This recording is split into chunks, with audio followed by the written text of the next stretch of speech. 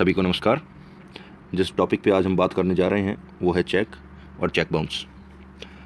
जैसा कि मैंने शब्द इस्तेमाल किया चेक और चेक बाउंस, तो आपको पूरी की पिक्चर क्लियर हो गई कि क्या चेक होता है और किसे चेक बाउंस कहा जाता है। जी हाँ, चेक वो एक इंस्ट्रूमेंट है जिसको हम कैशलेस ट्रांजैक्शन में इस्तेमाल में लेते हैं।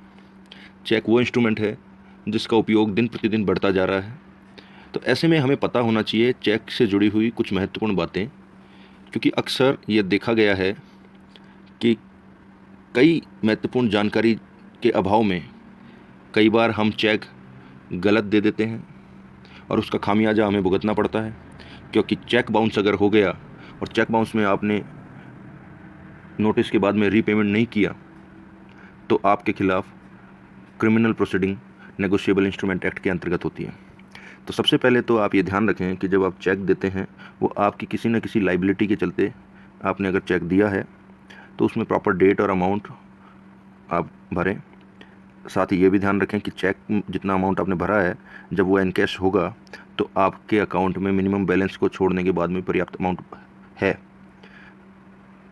ताकि वो बाउंस ना हो।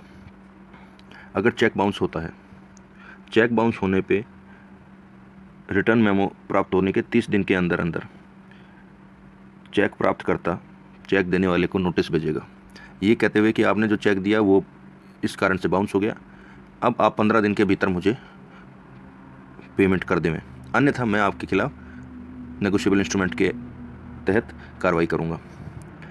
वो नोटिस प्राप्ति के 15 दिन के भीतर अगर रीपेमेंट नहीं होता है, अगर पेमेंट नहीं होता है या अगर उसका कोई जस्टिफिकेशन रिप्लाई नोटिस का नहीं आता है तो चेक बाउंस होने पे चेक प्राप्तकर्ता अगली प्रोसीडिंग जो है नेगोशिएबल इंस्ट्रूमेंट के अंतर्गत कर सकता है। वो कंप्लेंट दायर कर सकता है और कंप्लेंट उसको 15 दिन का वो टाइम पीरियड जो नोटिस प्राप्ति के बाद का था वो 15 दिन का निकल जाने के बाद में फिर 1 महीने का बचता है। उस 1 महीने के अंदर अंदर उसे चेक बाउंस के लिए चेक बाउंस का केस फाइल करना पड़ेगा। तो इसमें जो सबसे महत्वपूर्ण चीज़ है वो टाइमिंग का है। जो टाइम फ्रेम है उसका सदैव ध्यान रखना चाहिए कि चेक बाउंस हो गया तो ये जुर्म नहीं है, लेकिन चेक बाउंस होने के बाद में अगर नोटिस देने के बाद भी आपने पेमेंट दोबारा नहीं किया तो ये जुर्म हो जाता है। तो ऐसे में आपके खिलाफ जो क्रिमिनल प्रोसीडिंग है वो स्टार्ट होती है नेगोशिएबल इंस्ट्रूमेंट एक्ट की। और चेक बाउंस होने पे जो इंपॉर्टेंट चीज़ ध्यान रखने की है वो टाइम पीरियड। तो याद रखें, आपने चेक लगाया, रिटर्न मेमो आपको प्राप्त हुआ, तो रिटर्न मेमो प्राप्त होने के 30 दिन के भीतर आपको सामने वाली पार्टी को नोटिस भेजना होगा। वो नोटिस प्राप्ति के 15 दिन के भीतर चेक देने वाले को पैसा सामने वाले के खाते में या जैसे भी उसको पैसा देना होगा।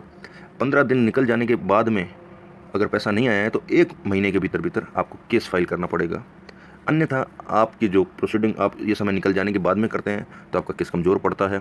फिर आपको जस्टिफिकेशन देना पड़ता है कि क्या कारण रहा कि आप ये जो टाइम पीरियड था उसके बाद में आप आए, तो उस डिले का रीज़न आपको देना पड़ता है जो एक्स्ट्रा ऑर्डिनरी रीज़न होना चाहिए, जिसको आपको इस्टेब्लिश करना बड़ा मुश्किल हो जाता है। तो ऐसे में आप अपने इस टाइम फ्रेम का ध्यान रखें। उम्मीद करता हूँ आपको ये जानकारी काम आएगी। बहुत बहुत धन्यवाद।